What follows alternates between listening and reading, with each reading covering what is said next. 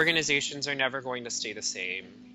People transition to their next role, organizations grow, we bring on new staff. And so I think that the organization needs its own identity and they need its own process. And I'll speak for our organization. As we went through a race equity process, we actually started with defining what our story is. And our race equity story starts with white supremacy is killing us. That is a very strong statement, but it's true.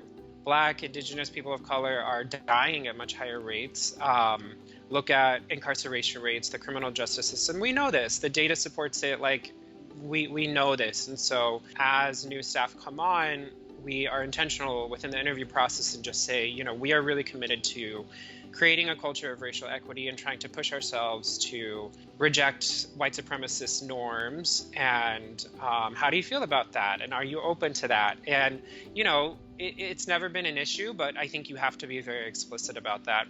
And you also have to give people some grace and some time and some patience, because we're not raised in a society where we talk about these things in school, where we use these kinds of words in school. Depending on, kind of what culture or community you grew up in, race is something that a lot of people tried to avoid talking about for a very long time.